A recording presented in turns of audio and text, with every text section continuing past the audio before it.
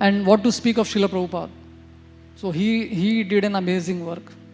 The words will be short, but few things I would like to mention. So Prabhupada, when he made an attempt to write Bhagavad Gita, many people objected this. They asked, Prabhupada, we have so many Bhagavad Gitas already. So why are you writing one more? Then he said, they have written, but it is all bogus. It is completely deviant from the original message which Krishna wanted to give to us. So that is why I am writing Bhagavad Gita as it is.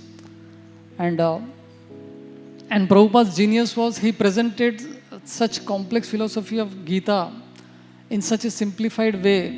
Any layman, any simple person can also understand.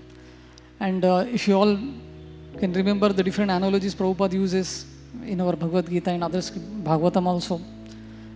Fish out of water cannot be happy. Such a simple analogy, but we can understand such deep philosophical truths by this small analogy.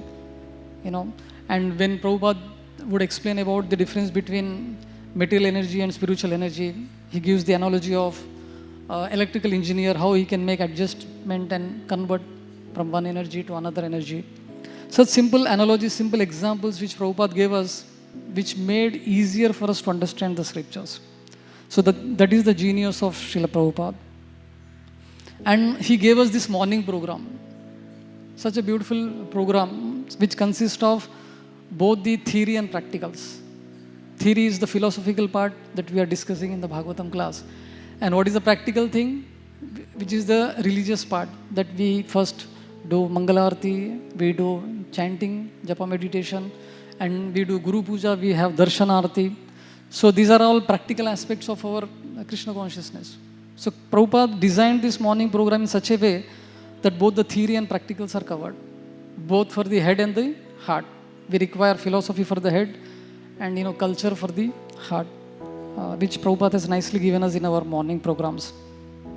And book distribution, especially those who are living in the ashram here. So previously in Gurukul system, the disciple was sent outside to go and ask for, he used to go begging alms from different householders, and then he would come back. So we don't have that facility now. Although few years before we made an attempt in the BT Yatra, to adopt this system. But now it's not happening. So book distribution Prabhupada gave us, that is also equivalent to this Gurukul system. How? So when people go for begging alms, it is not that every home, every householder will give you something. You will be rejected in many of the places. So there is a lot of rejection that happens when we go and ask for alms from different householders. Similarly, when we approach people to take, please take this Bhagavad Gita, take this Bhagavatam, we get a lot of rejections. Why should we buy this? And that is how we also get trained. So this is also a nice training which we get. We can learn how to deal with the rejections of this world just by distributing books of Srila Prabhupada.